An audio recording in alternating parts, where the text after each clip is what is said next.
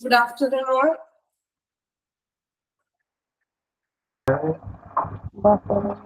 Okay. ഇന്ന് 20 പേരുള്ളല്ലോ, ആകെ കുറച്ച് പേരുള്ളല്ലോ. എല്ലാവരുടെയും PSC ഒക്കെ കഴിഞ്ഞോ പഠിച്ച്? കുറെ പേരുന്ന് ലീവുണ്ടല്ലോ. ഓക്കെ, നമുക്ക് സ്റ്റാർട്ട് ചെയ്യാം. നമ്മൾ ഇന്ന് എടുക്കുന്ന ഒരു ടോപ്പിക് എന്ന് പറഞ്ഞിട്ടുണ്ടെങ്കിൽ ഉപദ്വീപീയ നദികൾ അല്ലെ. നമുക്കറിയാം കോമൺ ആയിട്ട് എല്ലാ PSC-കളിലും ചോദിക്കാറുള്ള നദികളെ സംബന്ധിച്ച് വരുന്ന കുറച്ച് ക്വസ്റ്റ്യൻസ് ഒക്കെ ചോദിക്കാറുണ്ട് അല്ലെ. അപ്പൊ നമ്മൾ എടുക്കുന്നത് ഉപദ്വീപീയ നദികൾ. അതിനൊക്കെ എല്ലാവരും ഓൾമോസ്റ്റ് നദികളുടെ കാര്യങ്ങളൊക്കെ പറയുന്നുണ്ട് കേട്ടോ. അപ്പൊ ഉപദ്വീപീയ നദികളാണ് നമ്മളിന്ന് എടുക്കുന്നത്. ഓക്കെ, നോക്കാം. ഇന്ത്യൻ ഉപദ്വീപിൽ ഉത്ഭവിക്കുന്ന നദികളെ പൊതുവായിട്ട് ഉപദ്വീപീയ നദികൾ എന്ന് പറയുന്നു.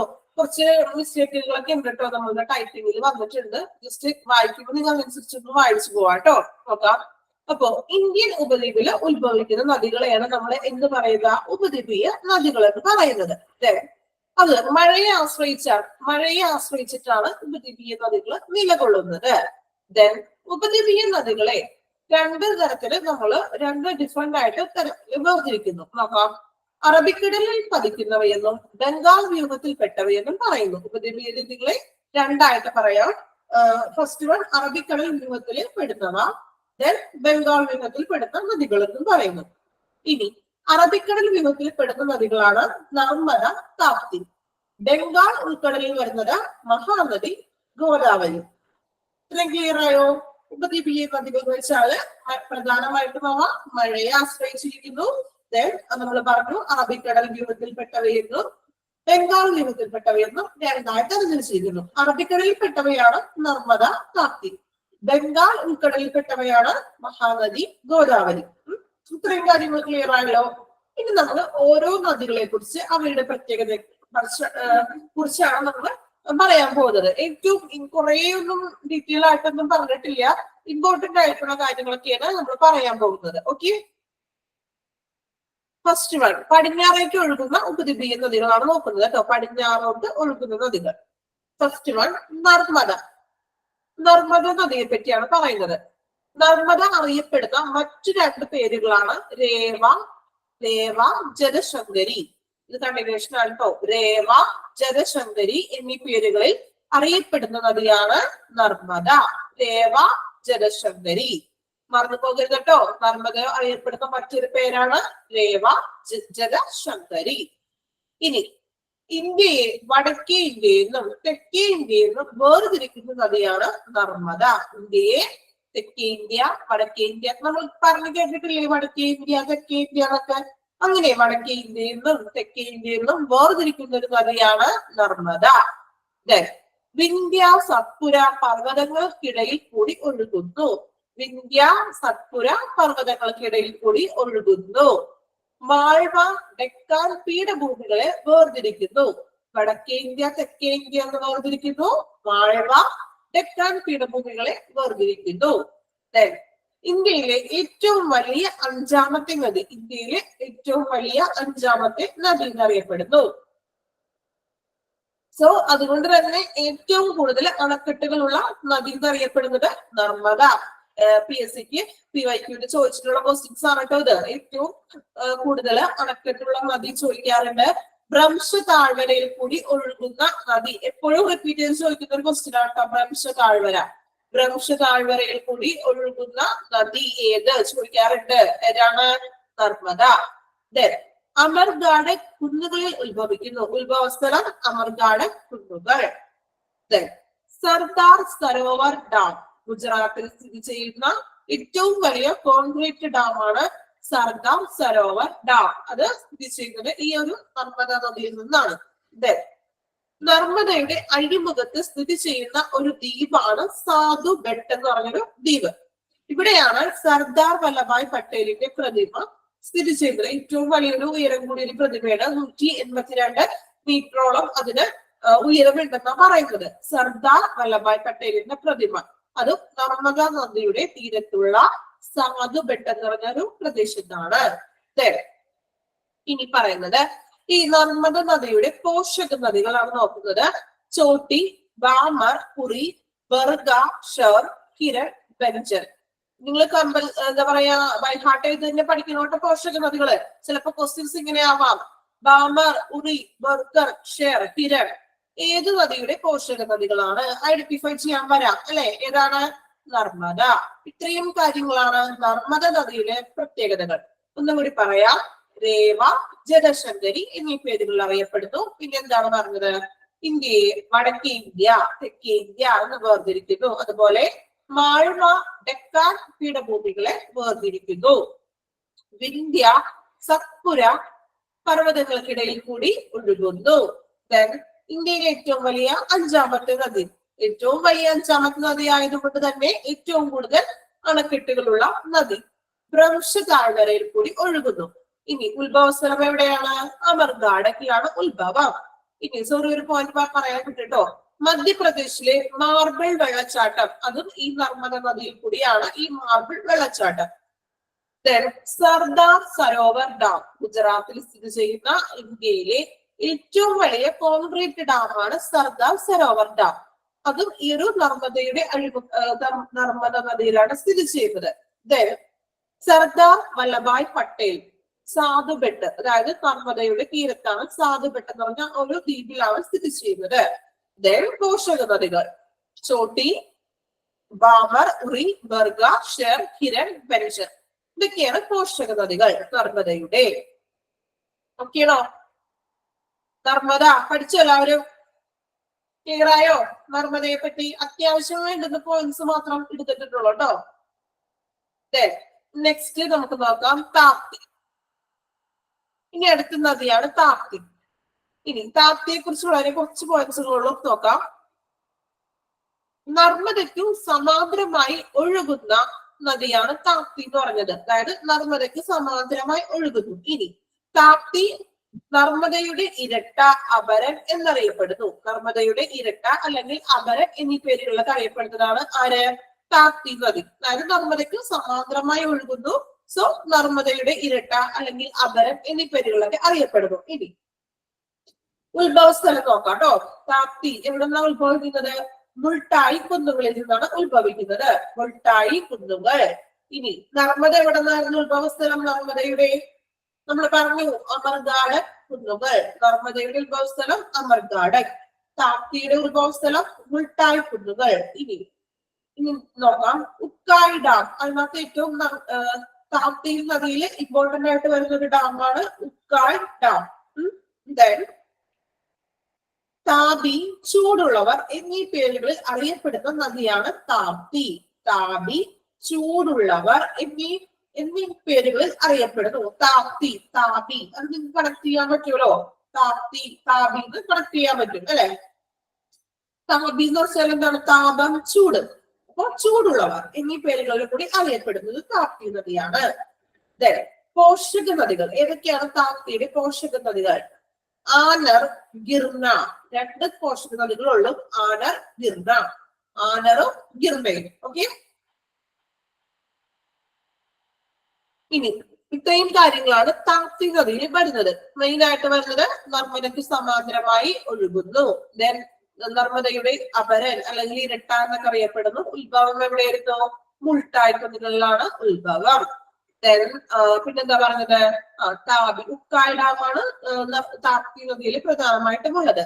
ദെൻ താപി, ചൂടുള്ളവർ എന്നീ പേരുകളൊക്കെ അറിയപ്പെടുന്നു. പോഷക നദികൾ എന്ന് പറയുന്നത് ആനർ, ഗിർണ. ഇത്രയുമാണ് കിഴക്ക് പടിഞ്ഞാറേക്ക് ഒഴുകുന്ന രണ്ട് നദികൾ നർമ്മദ, താപ്തി. ഓക്കെ. ഇത് നിങ്ങൾ ഇത്രയും പോർഷൻസ് ഒന്ന് വായിച്ചു നോക്കിയേ. ഫസ്റ്റ് തുടങ്ങി കേട്ടോ. ഒക്കെ ഒന്ന് വായിക്കാം.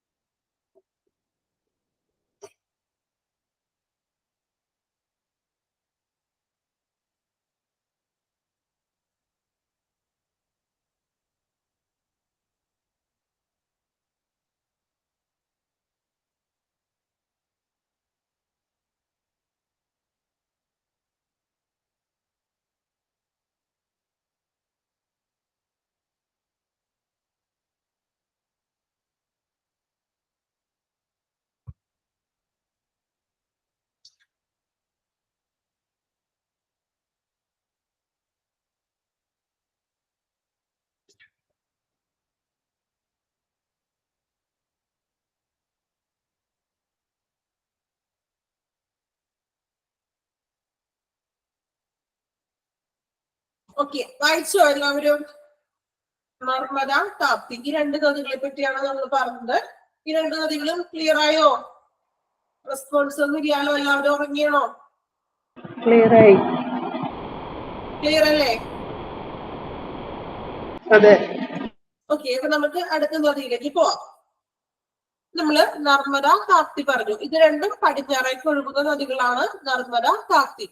ദെൻ ഇനി വരുന്നത് കിഴക്കോട്ട് ഒഴുകുന്ന ഉപദ്വീപീയ നദികൾ കേട്ടോ. കിഴക്കോട്ട് ഒഴുകുന്ന നദികൾ. അതിനകത്ത് ഫസ്റ്റ് വരുന്നത്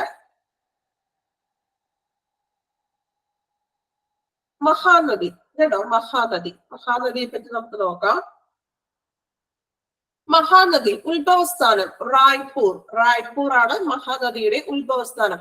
ഈ നമ്മൾ പഠിക്കുന്ന ഓരോ നദികൾക്കും അവയുടെ ഉത്ഭവസ്ഥാനം കൂടി പഠിക്കണം. കാരണം ഉത്ഭവസ്ഥാനം ചോദിക്കും, അല്ലെങ്കിൽ ഉത്ഭവസ്ഥാനം ഇവിടെ നിന്ന് റായ്പൂർ നിന്ന് ഉത്ഭവിക്കുന്ന നദി ഏത് എന്ന് പറയാം, മഹാനദി. നിങ്ങൾ കണക്ട് ചെയ്തിട്ട് എല്ലാത്തിന്റെയും ഉത്ഭവസ്ഥാനം പഠിക്കണം കേട്ടോ. പോഷക നദികൾ പഠിക്കണം, എല്ലാം ഇമ്പോർട്ടൻസ് ആണ്.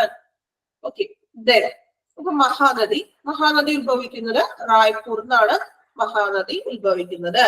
ദെൻ പ്രധാന തുറമുഖം, ഈ മഹാനദിയിലെ ഒരു പ്രധാന തുറമുഖം എന്ന് പറയുന്നത് പാരദ്വീപാണ്. പാരദ്വീപാണ് മഹാനദിയുമായിട്ട് ബന്ധപ്പെട്ടതാണ് പാരദ്വീപ്.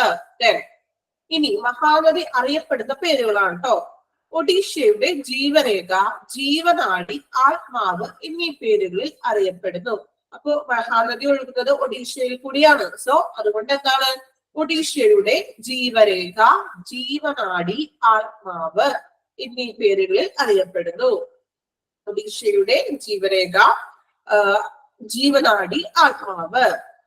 ഒഡീഷയിലെ മിന്നൽ പ്രളയങ്ങൾ എന്നാണ് കേട്ടോ മിസ്റ്റേക്കിൽ വന്നിട്ടുണ്ട്. മിന്നൽ പ്രളയങ്ങൾക്ക് കാരണമായ നദി, അതായത് ഒഡീഷയുടെ ദുഃഖം എന്നൊക്കെ അറിയപ്പെടുന്നു. അതായത് പ്രളയങ്ങളൊക്കെ വന്നിട്ടുണ്ടെങ്കിൽ ഒഡീഷയിലെ, അതൊക്കെ ഈ ഒരു മഹാനദിയിൽ നിന്നും പ്രളയങ്ങളൊക്കെ സംഭവിച്ചിട്ടുണ്ട്. അപ്പൊ അതുകൊണ്ട് ഒഡീഷയുടെ ദുഃഖം എന്നും കൂടി അറിയപ്പെടുന്നു. ഒഡീഷയിൽ കൂടി ഒഴുകുന്നതുകൊണ്ട് ഒഡീഷയായിട്ട് കണക്ട് ചെയ്ത് ചോദിച്ചിട്ടുണ്ടെങ്കിൽ എല്ലാം എന്തായിരിക്കും, മഹാനദിയാണ് കേട്ടോ. മഹാനദി ഒഡീഷയിലാണെന്ന് മനസ്സിലാക്കാം. അപ്പൊ ഒഡീഷയായിട്ട് എന്ത് ചോദിച്ചാൽ ആ ഒരു നദിയുമായിട്ട് റിലേറ്റ് ചെയ്തിട്ട് വരുന്ന ഒഡീഷയിലെല്ലാം എന്തായിരിക്കും, മഹാനദി ആയിരിക്കും. അങ്ങനെ ഒന്ന് പഠിച്ചു വെക്കാം. ഓക്കെ, ഹിരാക്കുഡ് അണക്കെട്ട്, ഈ മഹാനദിയിലെ ഏറ്റവും പ്രധാനമായിട്ടുള്ള ഒരു അണക്കെട്ടാണ് ഹിരാക്കുഡ് അണക്കെട്ട്. ഹിരാക്കുഡ് അണക്കെട്ട് മറന്നു പോകരുത്, മാറിയും പോകരുത് കേട്ടോ. ഓക്കെ, ഇത്രയും കാര്യങ്ങളാണ് മഹാനദിയിൽ വരുന്നത്. ഒന്നുകൂടി നോക്കാം. മഹാനദി ഉത്ഭവിക്കുന്നത് എവിടെ നിന്നാണ്, റായ്പൂരിൽ നിന്ന് ഉത്ഭവിക്കുന്നു. പ്രധാന തുറമുഖം എന്ന് പറഞ്ഞാൽ പാരദ്വീപ്. ഒഡീഷയുടെ നദി, ഒഡീഷയുടെ ജീവരേഖ, ജീവനാടി, ആത്മാവ് എന്നീ പേരുകളെ അറിയപ്പെടുന്നു. ഒഡീഷയിലെ മിന്നൽ പ്രളയങ്ങൾക്ക് കാരണമായി, അതുകൊണ്ട് തന്നെ എന്ത് പറയാം, ഒഡീഷയുടെ ദുഃഖം എന്ന് പറയുന്നു. ഇനി ഹിരാക്കുഡ് അണക്കെട്ട് മഹാനദിയിലാണ്. ഹിരാക്കുഡ് മഹാനദി, ഒരു ഹാ ഇല്ലേ, മഹാ എന്നുള്ള ഹാ സെയിം, ഹിരാക്കുഡ് ഹാ. അപ്പൊ നിങ്ങളൊന്ന് കണക്ട് ചെയ്യാൻ വേണ്ടി പറഞ്ഞു കേട്ടാ. മഹാനദി, ഹിരാക്കുഡ്, ഹാ വന്നത് ഏത് നദിയിലാണെന്ന് നോക്കാട്ടോ. മഹാനദി. അങ്ങനെയെങ്കിലും കേസ് ഒട്ടും കിട്ടിയില്ലെങ്കിൽ അങ്ങനെയെങ്കിലും ഒന്ന് ഒരു കണക്ഷൻ വെക്കാട്ടോ. ഹിരാക്കുഡ് മഹാനദി, ആ ഹാ എന്നുള്ള ഒരു അത് വന്നേക്കണതില്ലേ, അതൊന്ന് നോക്കിയാൽ മതി കേട്ടോ.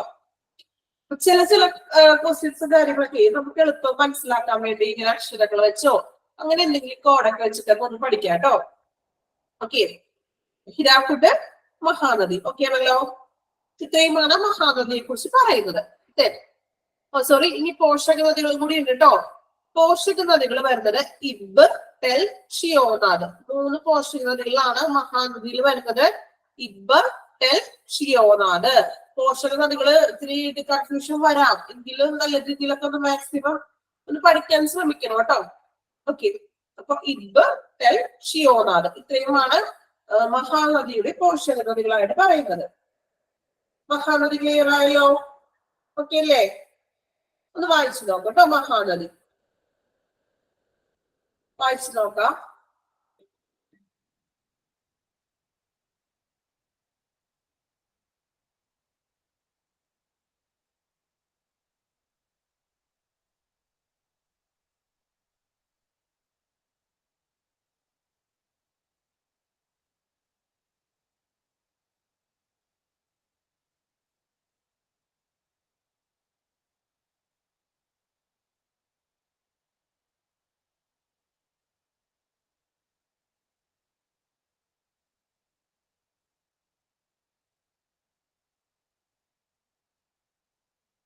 ഓക്കെ, വായിച്ചെല്ലാവരും മഹാനദി.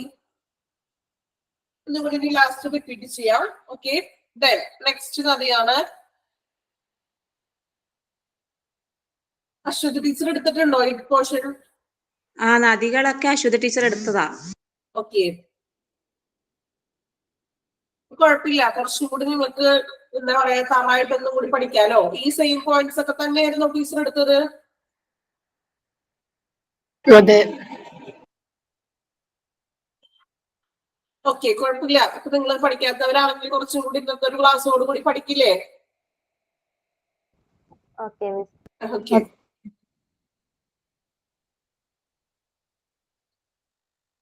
ദെൻ നെക്സ്റ്റ് നോക്കാൻ പോകുന്നത് ഗോദാവരി. ഗോദാവരിയെ പറ്റിയാണ് നമ്മൾ നെക്സ്റ്റ് നോക്കുന്നത്. ഏറ്റവും വലിയ ഉപദ്വീപീയ നദി എന്നാണ് ഗോദാവരി അറിയപ്പെടുന്നത്. ദെൻ ഉത്ഭവം, എവിടെ നിന്നാണ് ഗോദാവരി നദി ഉത്ഭവിക്കുന്നത് നോക്കാം. മഹാരാഷ്ട്രയിലെ നാസിക് ജില്ലയിലെ ത്രയംബകേശ്വറിൽ നിന്നാണ് ഗോദാവരി നദി ഉത്ഭവിക്കുന്നത്. ദെൻ ഇന്ത്യയിലെ ആദ്യത്തെ നദീബന്ധന പദ്ധതി കൃഷ്ണ ഗോദാവരി നദീബന്ധന പദ്ധതി. ഇന്ത്യയിലെ ആദ്യത്തെ നദീബന്ധന പദ്ധതി എന്ന് പറയുന്നത് കൃഷ്ണ ഗോദാവരി ബന്ധന പദ്ധതി. ഫസ്റ്റ് നദീബന്ധന പദ്ധതിയാണ് കേട്ടോ കൃഷ്ണ ഗോദാവരി. LBS കനാൽ പദ്ധതി. LBS Lal Bahadur Shastri LBS canal പദ്ധതി നടക്കുന്നത് ഗോദാവരിയിലാണ്. LBS കണക്ട് ചെയ്ത് പഠിക്കാം. LBS എവിടെയാണ്? ഗോദാവരി. പോഷക നദികൾ എന്ന് പറയുന്നത് പൂർണ്ണ, പ്രാണനിത, ഇന്ദ്രാവതി, മഞ്ചീര, ശബരി. ഇതൊക്കെയാണ് പോഷക നദികൾ എന്ന് പറയുന്നത്. പൂർണ്ണ, പ്രാണനിത, ഇന്ദ്രാവതി, മഞ്ചീര, ശബരി. ഇവിടെ നിങ്ങൾക്കൊരു പൂർണ്ണ ഒഴിച്ചിട്ട് ബാക്കി നോക്കി. പ്രാണനിത, ഇന്ദ്രാവതി, മഞ്ചീര, ശബരി എല്ലാത്തിനും ഒരു ഗോദാവരി ആ ഒരു സൈനില്ലേ, ഇങ്ങനെ ഒരു ആ വഴി ചിഹ്നമില്ലേ, അങ്ങനെ കൊണ്ട് കണക്ട് ചെയ്ത് പഠിക്കട്ടോ. ഗോദാവരി എന്ന് പറയുമ്പോൾ എന്തൊക്കെയാണ്? പൂർണ്ണ, പ്രാണനിത, ഇന്ദ്രാവതി, മഞ്ചീര, ശബരി. ഓക്കെ, ഇനി ചിത്രക്കോട്ട് വെള്ളച്ചാട്ടം. ഛത്തീസ്ഗഡിലെ ചിത്രക്കോട്ട് വെള്ളച്ചാട്ടം സ്ഥിതി ചെയ്യുന്നത് ഗോദാവരിയിലാണ്. ഇന്ത്യയിലെ ഏറ്റവും വലിയ വെള്ളച്ചാട്ടം. ഇന്ത്യയിലെ ഏറ്റവും വലിയ വെള്ളച്ചാട്ടം ഉണ്ടോ ചിത്രക്കോട്ട് വെള്ളച്ചാട്ടം? അത് ഗോദാവരി ഛത്തീസ്ഗഡിലാണ് സ്ഥിതി ചെയ്യുന്നത്. അത് ഈ ഗോദാവരിയുടെ ഇതിലാണ് ആ വെള്ളച്ചാട്ടം പറയുന്നത്. ചിത്രക്കോട്ട് കേട്ടോ. ചിത്രക്കോട്ട് വെള്ളച്ചാട്ടം ഏത് നദിയുമായി ബന്ധപ്പെട്ടിരിക്കുന്നു? ക്വസ്റ്റ്യൻ ചോദിച്ചൂടെ? ചിത്രക്കോട്ട് വെള്ളച്ചാട്ടം ഏത് നദിയുമായി ബന്ധപ്പെട്ടിരിക്കുന്നു? ഗോദാവരി അല്ലെ. ഇനി എവിടെയാണത്? ഛത്തീസ്ഗഡിലാണ് സ്ഥിതി ചെയ്യുന്നത്. ഇത്രയും കാര്യങ്ങളാണ് ഗോദാവരിയിൽ പറയുന്നത്. ഇങ്ങനെ ഏറ്റവും ഇമ്പോർട്ടന്റ് ആയിട്ടുള്ള അല്ലെങ്കിൽ PSCക്ക് ചോദിച്ച് കണ്ടിരിക്കുന്ന ആ ഒരു പോയിന്റ്സ് വെച്ച് മാത്രം എടുത്തിട്ടുള്ളൂ കേട്ടോ. കൂടുതലായിട്ട് ഡീറ്റെയിൽ ആയിട്ടൊന്നും എടുത്തിട്ടില്ല. അത്യാവശ്യം നമുക്ക് ചോദിച്ച് കണ്ടിട്ടുള്ളത് വെച്ചിട്ടാണ് നോട്ട്സ് എടുത്തേക്കുന്നത്. ഓക്കെ, അപ്പോ ഗോദാവരി ഒന്നുകൂടി നോക്കാം. ഇന്ത്യയിലെ ഏറ്റവും വലിയ ഉപദ്വീപീയ നദി. മഹാരാഷ്ട്രയിലെ നാസിക് ജില്ലയിലെ ത്രയംബകേശ്വറിൽ നിന്നാണ് ഉത്ഭവിക്കുന്നത്. ഇന്ത്യയിലെ ആദ്യത്തെ നദീബന്ധന പദ്ധതി എന്ന് പറയുന്നത് കൃഷ്ണ ഗോദാവരി നദീബന്ധന പദ്ധതി. LBS കനാൽ പദ്ധതി. LBS കനാൽ പദ്ധതി ഗോദാവരിയിലാണ്. പോഷക നദികൾ എന്ന് പറയുന്നത് പൂർണ്ണ, പ്രാണനിത, ഇന്ദ്രാവതി, മഞ്ചീര, ശബരി. ചിത്രക്കോട്ട് വെള്ളച്ചാട്ടം എവിടെ നിന്നാണ്? ചിത്രക്കോട്ട് വെള്ളച്ചാട്ടം അതായത് ഇന്ത്യയിലെ ഏറ്റവും വലിയ വെള്ളച്ചാട്ടമാണ് ചിത്രക്കോട്ട്. അത് സ്ഥിതി ചെയ്യുന്നത് ഈ ഗോദാവരി നദിയുമായി ബന്ധപ്പെട്ടിരിക്കുന്നു. ഛത്തീസ്ഗഡിലാണ് സ്ഥിതി ചെയ്യുന്നത്. ഓക്കെ ആണല്ലോ ഗോദാവരി.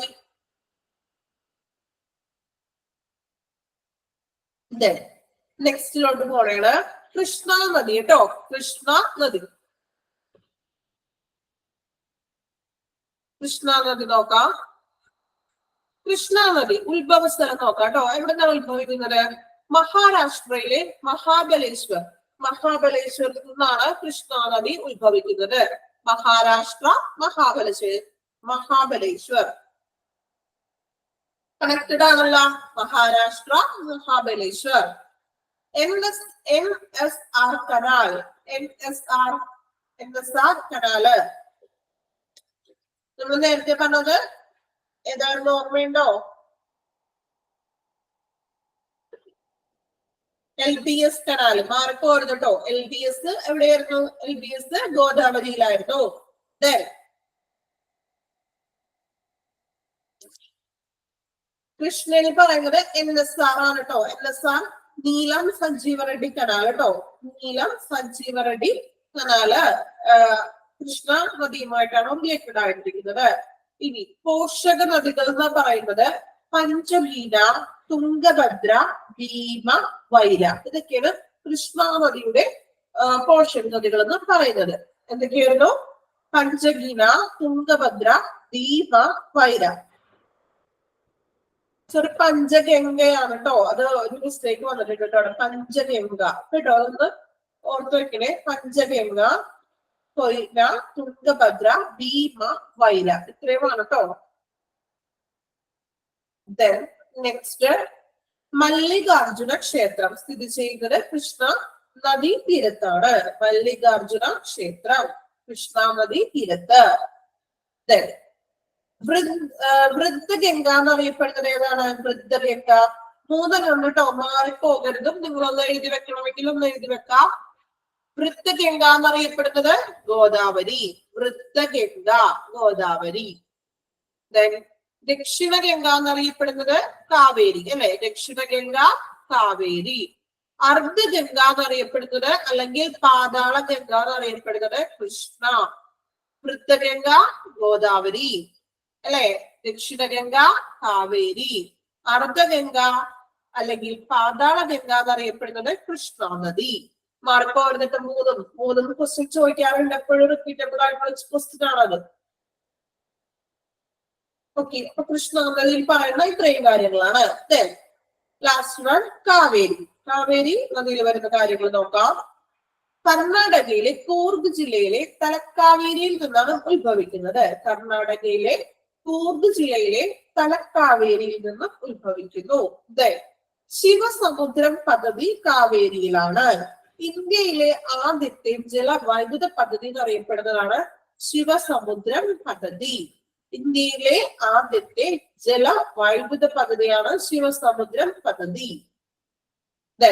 ഹൊഗനക്കൽ വെള്ളച്ചാട്ടം കാവേരി നദിയിൽ നിന്നാണ് ഉത്ഭവിക്കുന്നത്. ഹൊഗനക്കൽ കൂർഗിലെ കർണാടകയിലെ ഹൊഗനക്കൽ വെള്ളച്ചാട്ടം അത് ഉത്ഭവിക്കുന്നത് കാവേരി നദിയിൽ നിന്നാണ്. ഏഷ്യയിലെ ഏറ്റവും പഴക്കം ചെന്ന അണക്കെട്ട് കല്ലണ സ്ഥിതി ചെയ്യുന്നത് കാവേരി നദിയിലാണ്. കല്ലണ കാവേരി, മറന്നു പോകരുത്. കല്ലണ കാവേരി. ഹിരാക്കുഡ്. ഹിരാക്കുഡ് എവിടെയായിരുന്നു? ഏത് നദിയുമായിട്ടായിരുന്നു?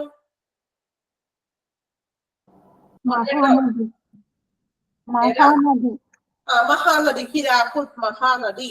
കല്ലണ കാവേരി. അങ്ങനെ ഒന്ന് കണക്ട് ചെയ്തൊക്കെ ഒന്ന് പഠിക്കണം കേട്ടോ. അപ്പോ ഏഷ്യയിലെ ഏറ്റവും പഴക്കം ചെന്ന അണക്കെട്ടാണ് കല്ലണ എന്ന് പറയുന്നത്. ഇത് കാവേരി നദിയിലാണ് കല്ലണ വരുന്നത്. ഈ കല്ലണ അണക്കെട്ട് പണി കഴിപ്പിച്ചതാണ് കരികാല ചോളൻ. കരികാല ചോളൻ എല്ലാം കാലച്ചെന്നെ വരുന്നതാണ്. കാവേരിയിലെ കല്ലണ പണി കഴിപ്പിച്ചത് കരികാല ചോളൻ. എല്ലാം കാവച്ചിട്ടുള്ള സ്റ്റാർട്ട് ചെയ്യുന്നത്. അങ്ങനെയൊക്കെ ഒന്ന് ഒരു കോടപ്പിട്ടൊക്കെ പഠിക്കണം കേട്ടോ. പോഷക നദികള് കബനി, ഭവാനി, പമ്പ, തേന, അമരാവതി, ലക്ഷ്മണ തീർത്ഥ അല്ലെ? കബനി, ഭവാനി, പമ്പ, തേന, അമരാവതി, ലക്ഷ്മണ തീർത്ഥ ഇതൊക്കെയാണ് കാവേരി നദിയുടെ പോഷക നദികൾ എന്ന് അറിയപ്പെടുന്നത്. ഇത്രയും കാര്യങ്ങളാണ് കാവേരി നദിയെ സംബന്ധിച്ച് പറയുന്നത്.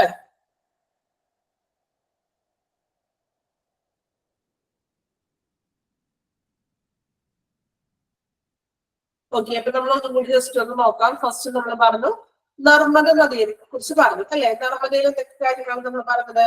രേവ, ജലശങ്കരി എന്നീ പേരുകളെല്ലാം അറിയപ്പെടുന്നു. പിന്നെ നമ്മൾ പറഞ്ഞു ഇന്ത്യയെ വടക്കേ ഇന്ത്യയിൽ നിന്നും തെക്കേ ഇന്ത്യയിൽ നിന്നും വേർതിരിക്കുന്ന ഒരു നദിയാണ് എന്ത്? നർമ്മദ നദി എന്ന് പറയുന്നത് അല്ലെ? പിന്നെ നമ്മൾ പറഞ്ഞു വിന്ധ്യ സത്പുര പർവ്വതങ്ങൾക്കിടയിൽ കൂടി ഒഴുകുന്നു. മാൾവ ഡെക്കാൻ പീഠഭൂമികളെ വേർതിരിക്കുന്നു. ഇന്ത്യയിലെ ഏറ്റവും വലിയ അഞ്ചാമത്തെ നദി. സോ അതുകൊണ്ട് തന്നെ ഏറ്റവും കൂടുതൽ അണക്കെട്ടുകളുള്ള നദി. ഇനി ഭ്രംശ താഴ്വരയിൽ കൂടി ഒഴുകുന്ന നദി. അമർഗാഡ് കുന്നുകളിൽ നിന്നും ഉത്ഭവിക്കുന്നു. ഉത്ഭവ സ്ഥലം എവിടെയാണ്? അമർഗാഡ് കുന്നുകൾ. മധ്യപ്രദേശിലെ മാർബിൾ വെള്ളച്ചാട്ടം നർമ്മദ നദിയിൽ കൂടിയാണ്. സർദാർ സരോവർ ഡാം എവിടെയാണ്? നർമ്മദ. മാറിപ്പോകരുത് കേട്ടോ. ഇന്ത്യയിലെ ഏറ്റവും വലിയ കോൺക്രീറ്റ് ഡാം ആണ് സർദാർ സരോവർ ഡാം അല്ലെ.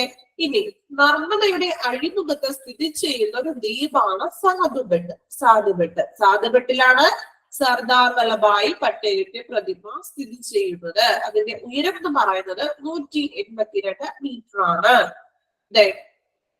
നർമ്മദയുടെ പോഷക നദികൾ എന്ന് പറയുന്നത് ചോട്ടി, ബാമർ, ഉറി, ബർഗ, ഷർ, ഹിരൺ, ബഞ്ചർ. ഇത്രയുമാണ് പോഷക നദികൾ.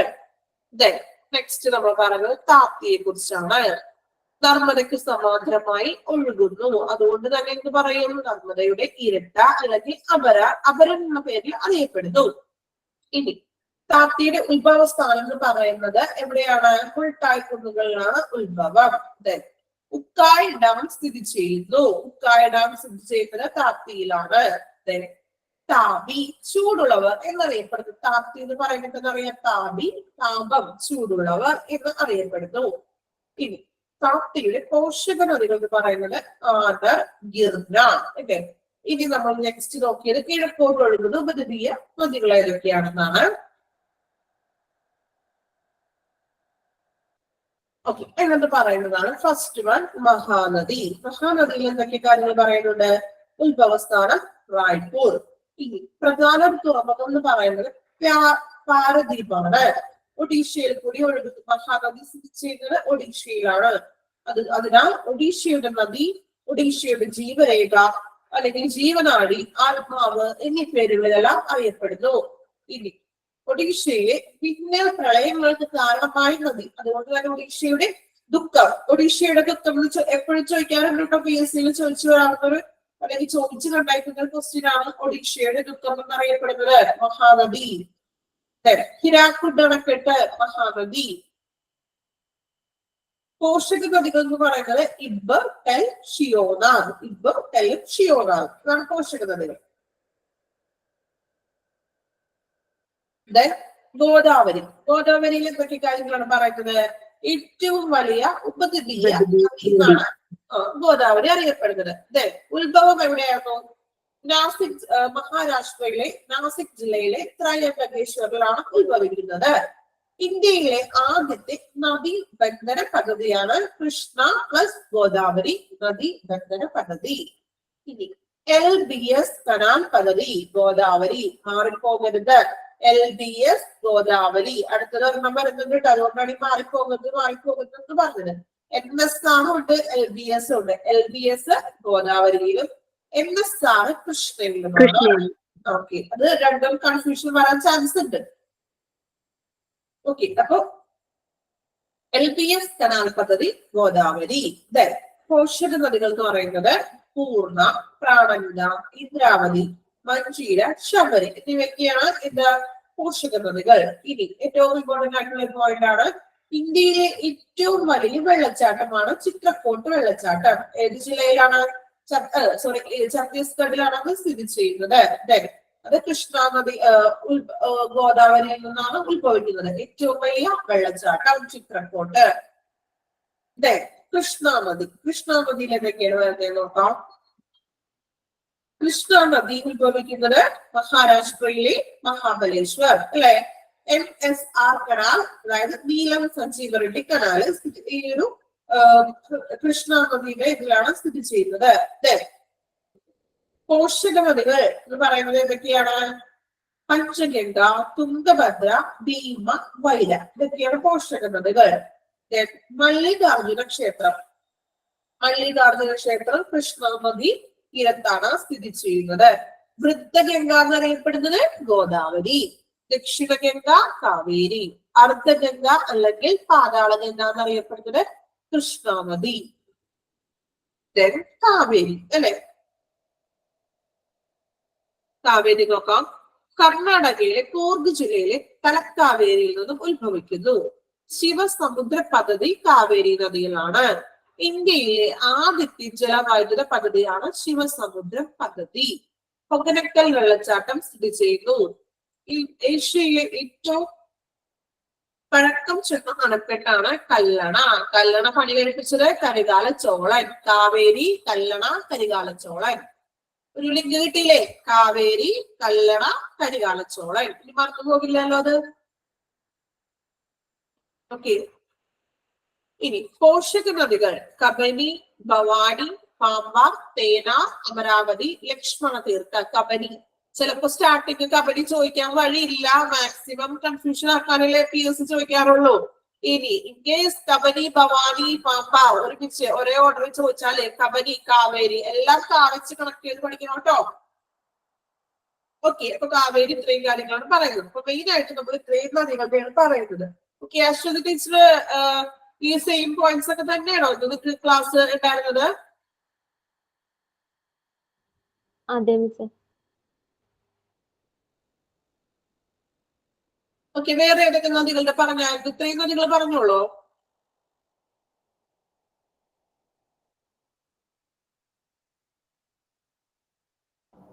ഇത്രയും നദികളാണോ പറഞ്ഞത്? ഹിമാലയൻ നദികൾ പറഞ്ഞായിരുന്നു. ഹിമാലയൻ നദികൾ പറഞ്ഞായിരുന്നു. സിന്ധു, ഗംഗ, ബ്രഹ്മപുത്ര അതൊക്കെ പറഞ്ഞിരുന്നു. ഓക്കെ, പറഞ്ഞായിരുന്നല്ലേ. ഓക്കെ, നമ്മളെ ക്ലാസ് ശരിക്കും നിങ്ങൾക്ക് ഇപ്പോ ശരിക്കും റഫീഖ് സാറിന്റെ ക്ലാസ് ആയിരുന്നല്ലേ ഈ പീരീഡ്? സാറിന്റെ ക്ലാസ് ആയിരുന്നില്ലേ? അതെ. സാറ് ലീവ് ആയതുകൊണ്ട് അങ്ങനെ പെട്ടെന്ന് കയറിയിട്ട് നമ്മളൊരു നെക്സ്റ്റ് ക്ലാസ് എടുത്തതാണ് കേട്ടോ. അപ്പൊ അതാണ് നമുക്ക് ആ ടോപ്പിക് ഏതൊക്കെയാണെന്നൊരു എന്താ നിങ്ങളുടെ ടോപ്പിക് എടുത്താണോ അറിയില്ലായിരുന്നു. പക്ഷെ കുഴപ്പമില്ലല്ലോ, നിങ്ങൾക്ക് കുറച്ചും കൂടി പഠിക്കാൻ പറ്റിയില്ലേ? പഠിക്കാൻ പറ്റും അല്ലെ, ഒരു വട്ടം കൂടി പഠിച്ചു കൊടുത്ത് നമുക്ക് കുറച്ചും കൂടി തരാവണല്ലേ ചെയ്തത്. ഓക്കെ, ഇനി കുറച്ച് ജനറൽ നോളജ് കുറച്ച് ക്വസ്റ്റ്യൻസ് ഞാൻ പറയാം, നിങ്ങളൊന്ന് നോട്ട് ചെയ്ത് വെക്കണേ. നിങ്ങൾക്ക് അറിയാവുന്നതായിരിക്കും ചിലപ്പോ. ഫസ്റ്റ് നമുക്കൊന്ന് പറഞ്ഞു നോക്കാം, പറഞ്ഞിട്ട് ചില ക്വസ്റ്റ്യൻസ് ഒക്കെ ഒന്ന് നമുക്ക് നോക്കാം.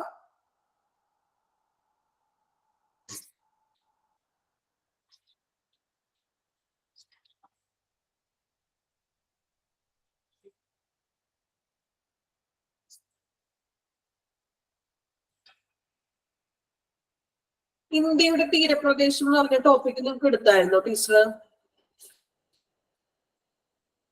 തീരപ്രദേശം അറിയോ? എടുത്തായിരുന്നോ? കേരളം എടുത്തായിരുന്നു. ഇന്ത്യയുടെ തീരപ്രദേശം, അതായത് പറ്റിയ നമ്മളുടെ റാൻ ഓഫ് കച്ച് അങ്ങനെയൊക്കെ വരുന്നതൊക്കെ എടുത്തായിരുന്നോ? മലബാർ തീരം, കൊങ്കൺ തീരം ഡീറ്റെയിൽ ആയിട്ട് എടുത്തിട്ടില്ല. ജസ്റ്റ് മിസ് ഇങ്ങനെ എടുത്തപ്പോ ഇങ്ങനെ പറഞ്ഞു പോയിട്ടുണ്ട് നദികളൊക്കെ എടുത്തപ്പോ. അപ്പൊ നിങ്ങളുടെ കയ്യില് നോട്ട്ബുക്കും പേനയും ഉണ്ടല്ലോ അവരുടെ കയ്യില്? ഉണ്ട്. കുറച്ച് ജനറൽ ആയിട്ട് നിങ്ങൾക്ക് ചിലപ്പോൾ അറിയാവുന്ന ക്വസ്റ്റ്യൻസ് ആയിരിക്കും. കുറച്ച് ഒന്ന് ഡിസ്കസ് ചെയ്ത് നോക്കാം. എന്നിട്ട് അറിയാത്തത് ഉണ്ടെങ്കിൽ ഏതെങ്കിലും ആർക്കെങ്കിലും അറിയില്ലാത്ത ഉണ്ടെങ്കിൽ നിങ്ങൾ അതൊന്ന് എന്ത് ചെയ്യാൻ നോട്ട് ചെയ്ത് വെക്കണം കേട്ടോ. ഓക്കെ, ഇന്ത്യൻ ഉപദ്വീപിന്റെ തെക്കേ അറ്റം എന്ന് പറയുന്നത് ഏതാണ്? ഉപദ്വീപിന്റെ തെക്കേ അറ്റം തെക്ക് അറിയോ? ഇന്ത്യൻ ഉപദ്വീപിന്റെ തെക്കേ അറ്റം അറിയില്ല? കന്യാകുമാരി. കന്യാകുമാരിയാണ് തെക്കേ അറ്റം. അറിയാത്തവരാണെങ്കിൽ ഒന്ന് നോട്ട് ചെയ്ത് വെക്കാട്ടോ. ഇന്ത്യൻ ഉപദ്വീപിന്റെ തെക്കേ അറ്റം കന്യാകുമാരി. ഉപദ്വീപിന്റെ കേട്ടോ, മാറിപ്പോകരുത്. ഉപദ്വീപിന്റെ തെക്കേ അറ്റം കന്യാകുമാരി. ഓക്കെ, ഇനി ഇന്ത്യയുടെ തെക്കേ അറ്റം എന്ന് അറിയപ്പെടുന്നത് ഏതാണെന്ന് അറിയാമോ? ഇന്ത്യയുടെ തെക്കേ അറ്റം അറിയപ്പെടുന്നത് ഇന്ദിരാ പോയിന്റ്. എല്ലാവർക്കും അറിയാമോ? അറിയാത്തവരുണ്ടെങ്കിൽ ഒന്ന് എഴുതി വെക്കണേ. ഇന്ത്യയുടെ തെക്കേറ്റം എന്ന് പറയുന്നത് ഇന്ദിരാ പോയിന്റ്. ഉപദ്വീപിന്റെ തെക്കേറ്റം എന്ന് പറയുന്നതാണ് കന്യാകുമാരി. ഇന്ത്യയുടെ തെക്കേറ്റം ഇന്ദിരാ പോയിന്റ്. അറിയാത്തവരുണ്ടെങ്കിൽ ഒന്ന് നോട്ട് ചെയ്ത് വെക്കണേ.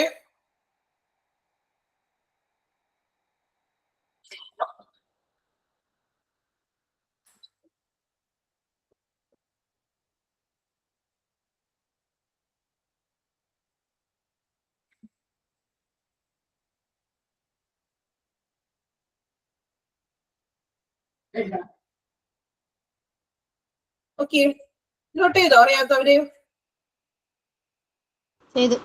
അപ്പോ ഇന്ത്യൻ ഉപദ്വീപിന്റെ തെക്കേറ്റം എന്ന് പറഞ്ഞാല് കന്യാകുമാരി. ഇന്ത്യയുടെ എടുത്ത് ചോദിച്ചാണെങ്കിൽ ഇന്ദിരാ പോയിന്റ്. ഇന്ത്യയുടെ ഇന്ദിര ഓർക്കാം കേട്ടോ. ലെറ്ററൊക്കെ വെച്ചിട്ടൊക്കെ ഒന്ന് കണക്ട് ചെയ്തൊക്കെ പഠിക്കണം കേട്ടോ. അപ്പോ ഇന്ത്യയുടെ തെക്കേറ്റം ഇന്ദിരാ പോയിന്റ്. ഓക്കെ, ഇനി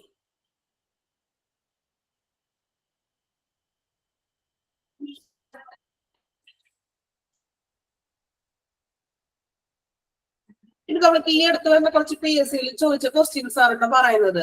നോക്കാം. പശ്ചിമഘട്ടത്തിലെ ജലാശയത്തിൽ മാത്രം കണ്ടുവരുന്ന മത്സ്യ ഇനങ്ങൾ ഏതൊക്കെയാണെന്ന് അറിയാമോ?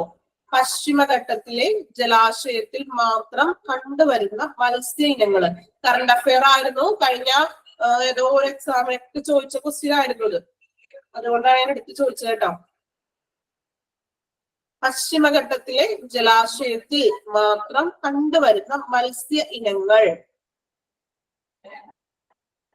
അറിയാമോ? ആർക്കും അറിയില്ല? ഓക്കെ, നിങ്ങൾ ആ ക്വസ്റ്റ്യൻ ഒന്ന് നോട്ട്ബുക്കിലൊക്കെ എഴുതിയേ. പശ്ചിമഘട്ടത്തിലെ ജലാശയത്തിൽ മാത്രം കണ്ടുവരുന്ന മത്സ്യ ഇനങ്ങൾ എഴുതിയോ ക്വസ്റ്റ്യൻ?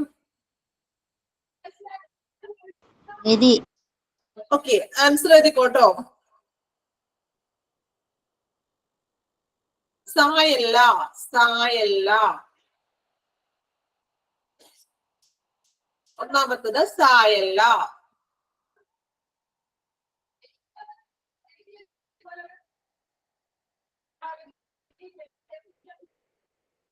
സെക്കൻഡ് ട്രാവൻകൂറിയ, ട്രാവൻകൂറിയ.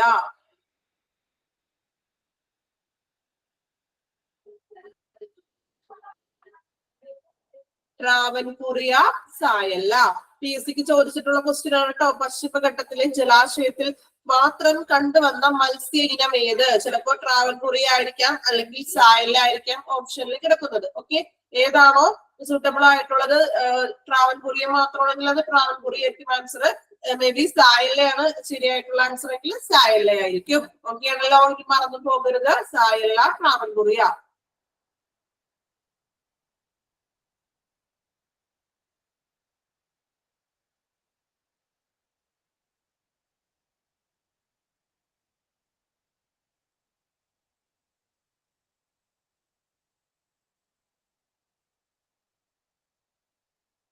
ഓക്കെ അല്ലേ? എഴുതിയില്ലേ ക്വസ്റ്റ്യൻ?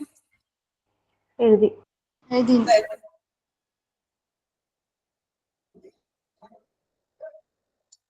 കേരളത്തിൽ ഏറ്റവും ഉയരത്തിൽ സ്ഥിതി ചെയ്യുന്ന പോളിംഗ് ബൂത്ത് അറിയാമോ? പോളിംഗ് ബൂത്തിലെ ഇലക്ഷന്റെ ഒക്കെ ടൈമിലെ പോളിംഗ് ബൂത്തുകളൊക്കെ ഉണ്ടാവില്ലേ, ഓരോരോ ബൂത്തുകള്.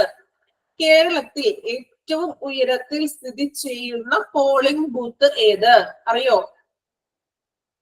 ഒരു ക്ലൂ തരാം. ക്ലൂ തരുമ്പോ നിങ്ങൾക്ക് ചിലപ്പോ കിട്ടും. പശ്ചിമഘട്ടത്തിലെ ഏറ്റവും ഉയരം കൂടിയ കൊടുമുടി എവിടെയാണ്?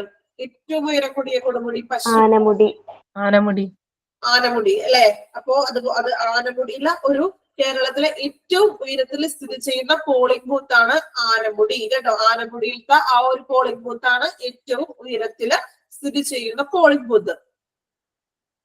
ആദ്യമായിട്ട് കേട്ടതാണോ ഇത്? അതെ. ഓക്കെ, അപ്പൊ ഒന്ന് സ്റ്റാർ ചെയ്ത് വെക്കാട്ടെ. ഈ ക്വസ്റ്റ്യൻ ചോദിച്ചിട്ടുള്ളതാണ്. ക്വസ്റ്റ്യൻ കഴിഞ്ഞ എക്സാമുകളൊക്കെ ചോദിച്ചിട്ടുള്ളതാണ്. ഒന്ന് സ്റ്റാർ ചെയ്തിട്ട് ഒന്ന് എഴുതി വെക്കാം. കേരളത്തിലെ ഏറ്റവും ഉയരത്തിൽ സ്ഥിതി ചെയ്യുന്ന പോളിംഗ് ബൂത്ത് ആനമുടി. ഇനി അതിന്റെ ഒപ്പം തന്നെ ആനമുടിയുടെ ഉയരം കൂടി ഒന്ന് നോട്ട് ചെയ്ത് വെക്കാം കേട്ടോ. 2695 മീറ്റർ. 2695 മീറ്റർ.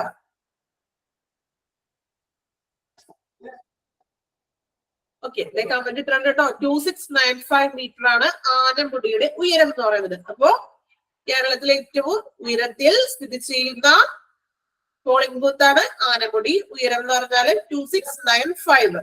ഇനി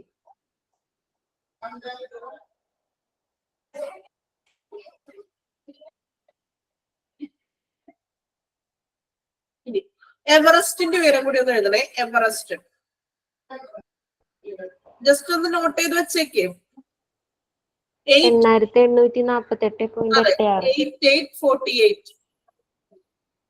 8848. ഓക്കെ, then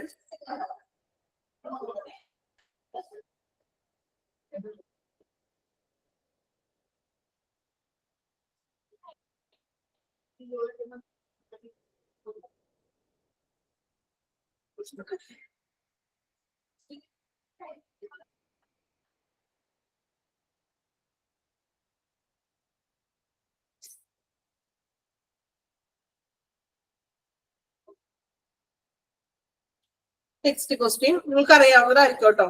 അറിയാവുന്നവരാണെങ്കിൽ ആൻസർ പറയാം. ഏറ്റവും കുറവ് കടൽ തീരമുള്ള സംസ്ഥാനം ഏതാണ്? ഏറ്റവും കടൽ തീരം ഏറ്റവും കുറവുള്ള സംസ്ഥാനം,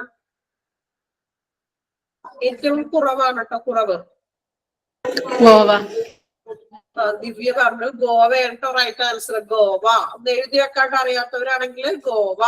കടൽ തീരം ഏറ്റവും കുറവുള്ളത് ഗോവ. ഏറ്റവും കൂടുതലുള്ളത് എവിടെയാണ്? ഏറ്റവും കൂടുതൽ ഗുജറാത്ത്. ഗുജറാത്ത്. രണ്ടും ജീവച്ചാണെന്ന് നോക്കാട്ടോ. ഫസ്റ്റ് കൂടുതലുള്ളത് ഗുജറാത്ത്, ഏറ്റവും കുറവ് ഗോവ. ഏറ്റവും കൂടുതൽ തീരമുള്ളത് ഫസ്റ്റ് ഗുജറാത്ത്, സെക്കൻഡ് വരുന്നത് ആന്ധ്രാപ്രദേശ് ആണ് കേട്ടോ. ഓക്കെ. കടൽ തീരമില്ലാത്ത ദക്ഷിണേന്ത്യൻ സംസ്ഥാനം ഏതാണ്? ഒട്ടും തന്നെ കടൽ തീരം ഇല്ലാത്ത ദക്ഷിണേന്ത്യൻ സംസ്ഥാനം ഏതാണ്? തെലുങ്കാന. അർജുൻ കമന്റ് ഇട്ടിട്ടുണ്ട് കേട്ടോ.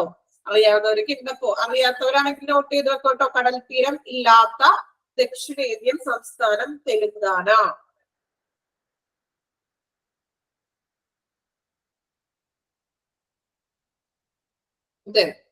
സൂര്യ ഉദയവും സൂര്യ അസ്തമയവും കാണാവുന്ന കടൽ തീരം ഏതാണ്?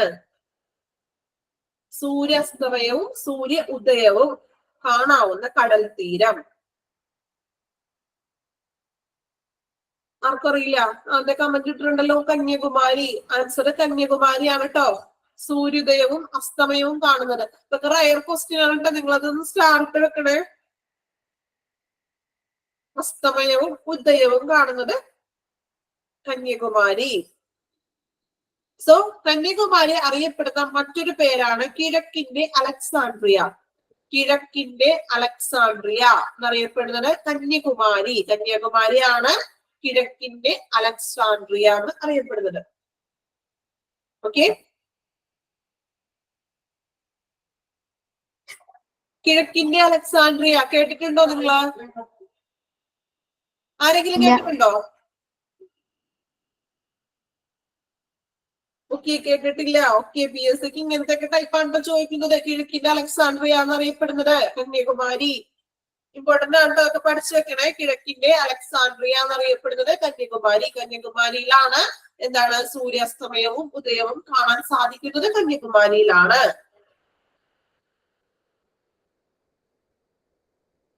ഇനി അറബിക്കടൽ, ഇന്ത്യൻ മഹാസമുദ്രം, ബംഗാൾ ഉൾക്കടൽ എന്നിവയുടെ സംഗമവും എവിടെ തന്നെയാണ്? കന്യാകുമാരിയിലാണ്.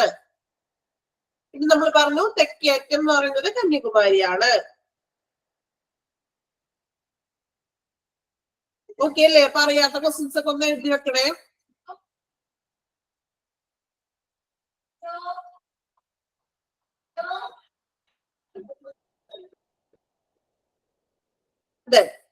ഇന്ത്യയിലെ ഏറ്റവും ലവണത്വമുള്ള ചതുപ്പ് നിലം ഏതാണ്? ഏറ്റവും ലവണത്വമുള്ള ചതുപ്പ് നിലം നമ്മൾ ചെറിയ ക്ലാസ്സുകളിലൊക്കെ പഠിച്ചിട്ടുള്ളതാണ്. ചെറിയ ക്ലാസ് മീൻസ് ഒരു 5ാം ക്ലാസ് തുടങ്ങി 10 വരെയുള്ള ഒരു പോർഷൻസിലൊക്കെ പഠിച്ചിട്ടുണ്ട്. ഒന്ന് കമന്റ് ചെയ്യാമോ? ഇന്ത്യയിലെ ഏറ്റവും വലിയ ചതുപ്പ് നിലം അല്ലെങ്കിൽ ഏറ്റവും ലവണത്വമുള്ള ചതുപ്പ് നിലം എന്നൊക്കെ പറയുന്നത് ഗുജറാത്തിലാണ് സ്ഥിതി ചെയ്യുന്നത്. ഏതാണ്?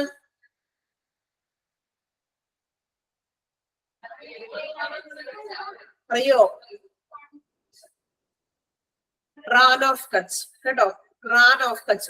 അർജുൻ കമന്റ് ഇട്ടിട്ടുണ്ട് കേട്ടോ. റാൻ ഓഫ് കച്ച് ആണ് ഇന്ത്യയിലെ ഏറ്റവും വലിയ ചതുപ്പ് നിലം അല്ലെങ്കിൽ ഏറ്റവും കൂടുതൽ ലവണത്വമുള്ള ചതുപ്പ് നിലം. നിങ്ങൾ ചെറിയ ക്ലാസ്സിൽ പഠിച്ചിട്ടില്ലേ? എനിക്ക് തോന്നുന്നത് 7ിലോ 8ിലോ ഒക്കെ നമ്മള് ടെക്സ്റ്റ് ബുക്കില് ഒരു ബോക്സ് പോലെയൊക്കെ പഠിച്ചിട്ടുണ്ട് അല്ലെ? അപ്പോ റാൻ ഓഫ് കച്ച് ആണ് ചതുപ്പ് നിലം കേട്ടോ.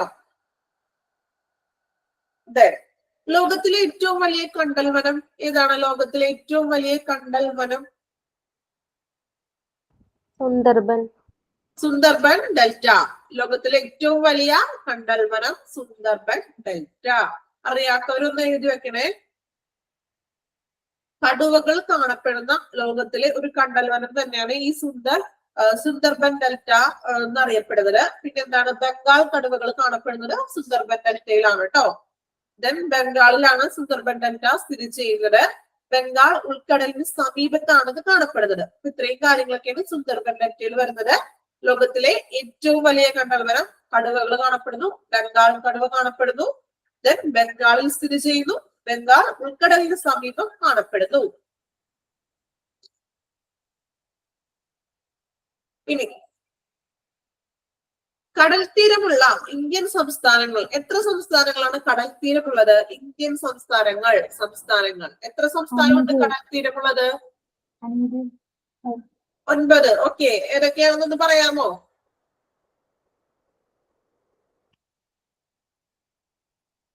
ഏതൊക്കെയാണ് 9 എണ്ണം അറിയാമോ? ഓക്കെ, കേരളം, തമിഴ്നാട്, കർണാടക, ഗുജറാത്ത്, മഹാരാഷ്ട്ര, ഒഡീഷ, ബംഗാൾ, ഗോവ, ആന്ധ്രാപ്രദേശ്. കേട്ടോ, ഇതാണ് മെയിൻ ആയിട്ടുള്ള 9 എണ്ണം, അതായത് കടൽ തീരമുള്ള ഇന്ത്യൻ സംസ്ഥാനങ്ങൾ. ഓക്കെ, കുറച്ച് ക്വസ്റ്റ്യൻസ് ഒന്ന് ജനറൽ ആയിട്ടുള്ളത് പറഞ്ഞതുള്ളൂ. അതിനകത്ത് നിങ്ങളിപ്പോ ഫസ്റ്റിലെ ആദ്യമായിട്ട് കേട്ട കുറച്ച് ക്വസ്റ്റ്യൻസ് ഒക്കെ ഇല്ലേ, അതൊക്കെ ഒന്നൊരു സ്റ്റാർട്ട് കൊടുത്ത് അതൊക്കെ കുറച്ച് ഇമ്പോർട്ടൻസ് കൊടുത്തൊന്ന് പഠിക്കണം കേട്ടോ. ആദ്യമായിട്ട് കേട്ട പോയിന്റ്സ് ഒക്കെ ഇല്ലേ, അതൊക്കെ എന്ത് ചെയ്യാം, ഒന്ന് പഠിക്കുക കേട്ടോ. ഓക്കെ, അപ്പൊ ഇത്രയേ ഉള്ളൂ ക്ലാസ്. നദികളുടെ ടീച്ചർ എടുത്താണ്. ഓക്കെ, കുഴപ്പമില്ല, നിങ്ങൾ അതൊന്നും കൂടി ഒന്ന് അറിഞ്ഞിരിക്കുക, അത്രേ ഉള്ളൂ കേട്ടോ. ഈ പറഞ്ഞ ജനറൽ ക്വസ്റ്റ്യൻസ് എഴുതി വെച്ചതൊക്കെ എന്ത് ചെയ്യാ, ഒന്ന് പഠിക്കാം. Okay, okay, thank you all. Thank you, Miss. Thank you, Miss. Thank you, Miss. Thank you, Miss.